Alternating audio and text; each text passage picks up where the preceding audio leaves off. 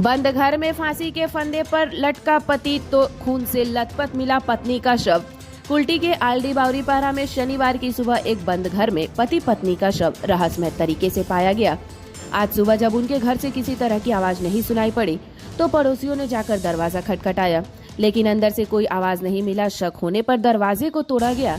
दरवाजा खोलने पर देखा गया कि पति का शव फांसी के फंदे पर झूल रहा था और पत्नी का खून से लथपथ शव जमीन पर पड़ा हुआ था।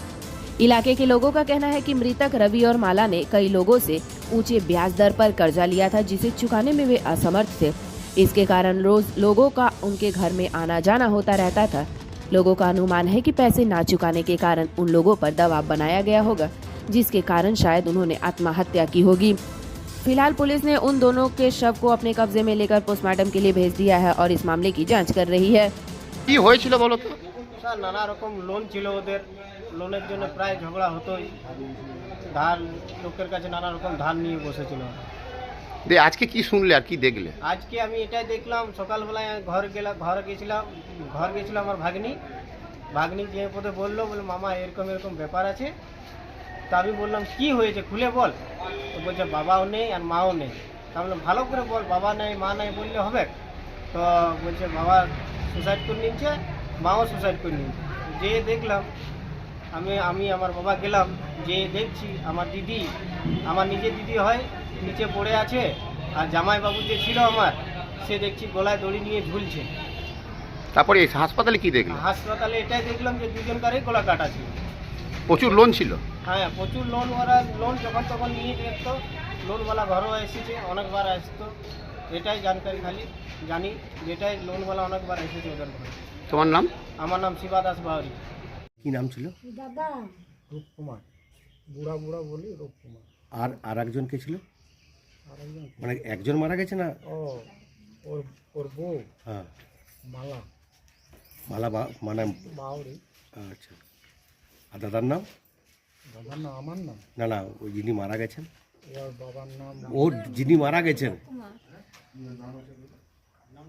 ছেলের নাম মেয়েটার বলছে। ওই দুজন যে মারা গেছেন দুজনের নাম কি?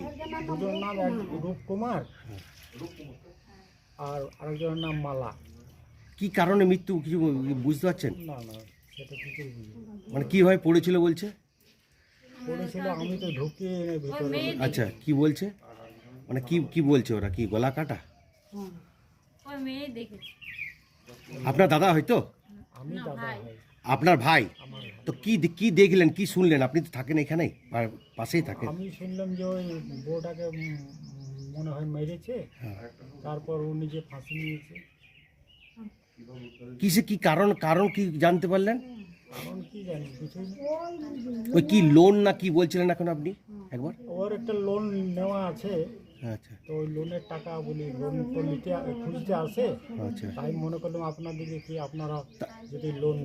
তাহলে কি আপনারা মনে করছেন যে ওই লোন শোধ করতে পারছেন না কিংবা দিতে পারছেন না, সেই কারণে কি ঘটনা ঘটেছে? কি হয়েছে বলুন তো? আমি তো বলতে পারবো না, কারণ আমি তো এই মাত্র এলাম, আধা ঘন্টা আগেই এলাম শ্বশুর বাড়িতে। মানে কি শুনলেন আপনি এসে শুনলাম কি দুজনকে সুসাইড করে নিয়েছে।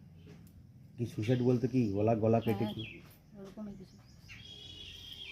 এটা কি কোনো ধার দেনার মধ্যে পড়ে গেছিল বলছে? লোন তো প্রচুর দেওয়া ছিল, কিন্তু কোথায় নিয়েছিল ওটা আমরা বলতে পারবো না, তো পার্সোনাল ব্যাপার, সেটা কী করে জানবো না বললে বলুন। মানে লোন না শোধ করার কারণে কি এমনি মনে করছেন আপনারা? ওটাও বলতে পারছি না। আপনার কাকু? হ্যাঁ। রাত্রে আপনারা কোনো কিছু এইখানে কেউ আপনার পাশের বাড়ির খবর পায়নি, কিছু পায়নি? না, সেরকম তো কিছু শোনায়নি। অ্যাকচুয়ালি বিয়ে বাড়ি ছিল না, ডিজের আওয়াজে কিছু শোনা যাচ্ছিল না। একটু দূরে হতো তো বলা চলতো, সামনেই ছিল, তা এত সাউন্ডে বাজছিল কি কোনো আওয়াজ সেরকম পাওয়া যায়নি। আচ্ছা, দুজনেই স্বামী স্ত্রীতে? ওর এই মেয়েটা ফার্স্টে দরজা খুলেছিল। এরাও ছিল না তখন বাচ্চারা? ওরও তো ঠাকুমার কাছে শুয়ে থাকে রাতের বেলা। এর কটা নাগাদ শুনলেন হয়েছে এরকম? এই সকালবেলা। আপনারা শুনলেন? হ্যাঁ। আর পুলিশ কি রাত্রে এসেছিল? না, সকালবেলা। ওই মেয়েটা যখন দরজা খুললো তখন বুঝতে পারলো কি এরকম কিছু ঘটনা হয়েছে, তখন ক্লাবে জানালো, পুলিশ আর ডিকে করে। আপনার কি কাকু হয়? হ্যাঁ।